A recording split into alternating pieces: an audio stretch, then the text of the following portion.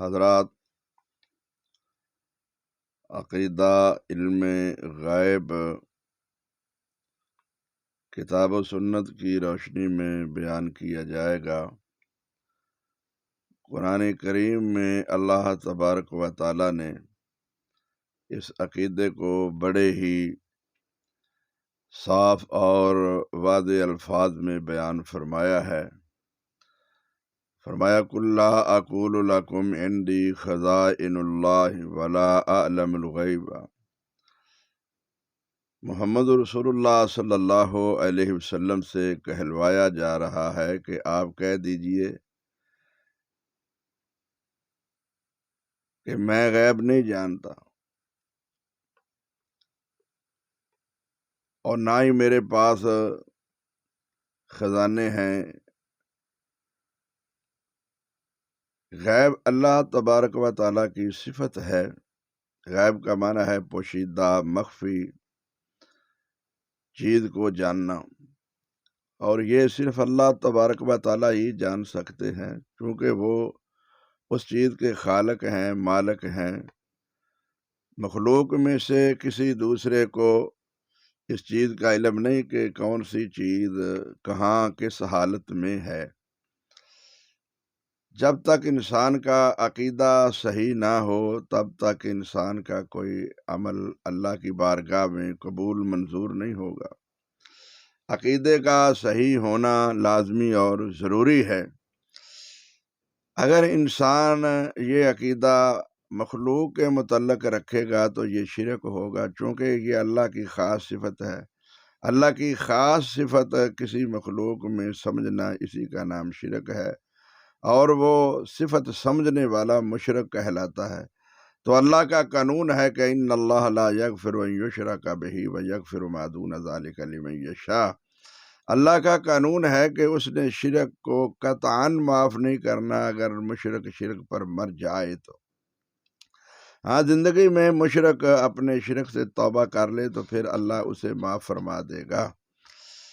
نبی کریم صلی اللہ علیہ وسلم کو بھی اللہ تبارک و تعالیٰ نے حکم فرمایا تھا کہ ما کان للنبی والذین آمنوا ان یستغفروا للمشرکین ولو کانوا اولی قربی من بعد ما تبین لهم انہم اصحاب الجحیم، سورہ توبہ۔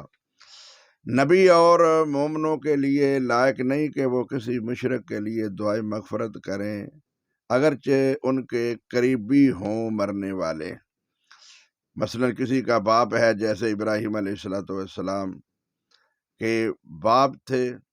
ابراہیم علیہ السلام نے ان کے لیے دعائے مغفرت کی جب تک ان کو اس بات کا علم نہیں تھا کہ میرا باپ گمراہی پہ مرا ہے، تب تک تو وہ دعا کرتے رہے۔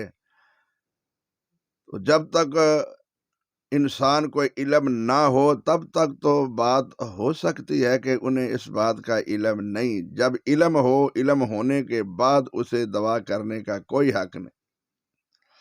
قرآن کریم میں اللہ تعالیٰ فرماتے ہیں کہ ابراہیم علیہ السلام نے بھی اس وقت تک دعا کی فلما تبین له تبرأ من، جب اس سے باخبر ہو گیا کہ میرا باپ عقیدہ توحید پر نہیں مرا، تو پھر آپ دعا کرنے سے بری ہو گئے۔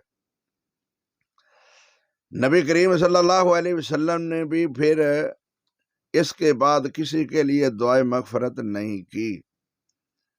عبداللہ بن ابی کی نماز جنازہ پڑھانے سے یہ عوام سمجھتے ہیں کہ نبی کو اختیار ہے، نہیں، نبی کریم کو اللہ تبارک و تعالیٰ نے فرما دیا تھا فَلَا تَقُمْ عَلَىٰ قَبْرِهِ مِنْهُمْ مَاتَ أَبَدًا، ان میں سے کوئی مر جائے تو ان کی قبر پہ کھڑے ہو کے بھی آئندہ آپ دعا نہیں کر سکتے۔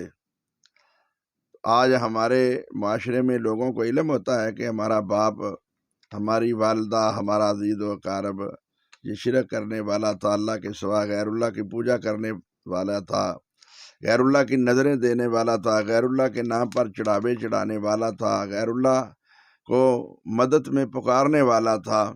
اس کے باوجود وہ اس کے لیے دعائے مغفرت کرتے ہیں، جنازے پڑھتے ہیں۔ نماز جنازہ کے لیے یہ شرط ہے کہ مرنے والا بھی موحد مسلمان ہو، اور جو جنازہ پڑھنے والا ہے وہ بھی موحد مسلمان ہو۔ اگر ان میں سے ایک بھی مشرک ہوا تو کوئی فائدہ نہیں ہوگا۔ تو میں نے عرض کرنا آج کہ اللہ تبارک و تعالیٰ نے نبی کریم سے کہلوا دیا ہے، قُل لا اقول لکم عندی خزائن اللہ، آپ کہہ دیجئے ان لوگوں کو کہ میرے پاس اللہ تبارک و تعالیٰ کے خزانے نہیں ہیں، میں نے نبوت کا دعویٰ کیا ہے، کوئی الہ ہونے کا دعویٰ نہیں کیا کہ جو چاہو تم مجھ سے کام کروا لو۔ لوگ سمجھتے ہیں نبی جو چاہیں وہ کر سکتے ہیں، نبیوں کو علم غیب ہوتا ہے، نہ نبی کو علم غیب ہوتا ہے، نہ نبی مختار کل ہوتا ہے، نہ جو چاہے وہ کر سکتا ہے۔ یہ معاملات سارے کے سارے اللہ تبارک و تعالیٰ کے اپنے اختیار میں ہیں۔ تو فرمایا آپ کہہ دیجئے کہ میں نہ تو خزانوں کا مالک ہوں، نہ میرے پاس علم غیب ہے۔ جب اللہ کہلوا رہا ہے، محمد کہہ رہے ہیں، تو لوگ کہہ رہے ہیں کہ نہیں نبی غیب جانتا ہو، یہ اللہ کا بھی انکار ہے، نبی کا بھی انکار ہے، اور نبی پر بہتان بھی ہے کہ نبی غیب جانتے ہیں۔ پھر کتنی بڑی صاف بات ہے کہ اللہ تبارک و تعالیٰ نے فرمایا ہے قرآن کریم میں، للہ غیب السماوات والارض، اللہ ہی کے لیے ہے غیب آسمان و زمین کے۔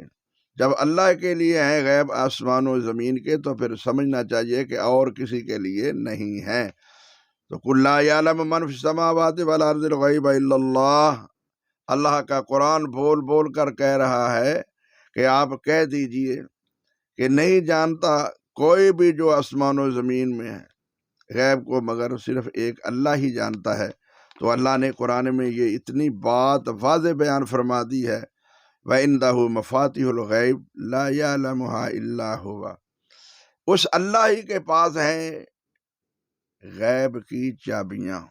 تو غیب کی چابیوں کا ہی جب اللہ کے سوا کسی کو علم نہیں ہے، تو ان چابیوں والے کمروں میں، پیٹیوں میں کسی کو کیا پتا کہ اندر کیا ہے۔ اللہ تبارک و تعالیٰ نے نبی کریم کے متعلق فرما دیا، لا تعلمہم نحن نعلمہم، اے میرے محمد صلی اللہ علیہ وسلم، آپ کے ارد گرد رہنے والے جو منافق ہیں، یہ آپ کے خلاف پراپیگنڈا کر رہے ہیں، آپ نہیں ان کو جانتے، ہم ان کو جانتے ہیں۔ تو بھائی جو نبی کریم کے ارد گرد ہیں، پاس ہیں، آگے پیچھے نظر آ رہے ہیں، مجلسوں میں بیٹھتے ہیں، سامنے نظر آ رہے ہیں، ان کے اندر کے حالات کو بھی نبی کریم نہیں جانتے۔ قرآن کہہ رہا ہے لا تعلمہم نحن نعلمہم، تم نہیں جانتے ان کے اندر کی باتوں کو، ہم جانتے ہیں۔ تو یہ عقیدہ غیب اللہ تبارک و تعالیٰ کی صفت ہے۔ محمد رسول اللہ صلی اللہ علیہ وسلم سامنے جاننے، سامنے دیکھنے، سامنے آنے والوں کو اندر سے نہیں جانتے کہ ان کا ارادہ کیا ہے۔ نہ کوئی نبی جانتا ہے، نہ کوئی ولی جانتا ہے، نہ کوئی فرشتہ غیب جانتا ہے۔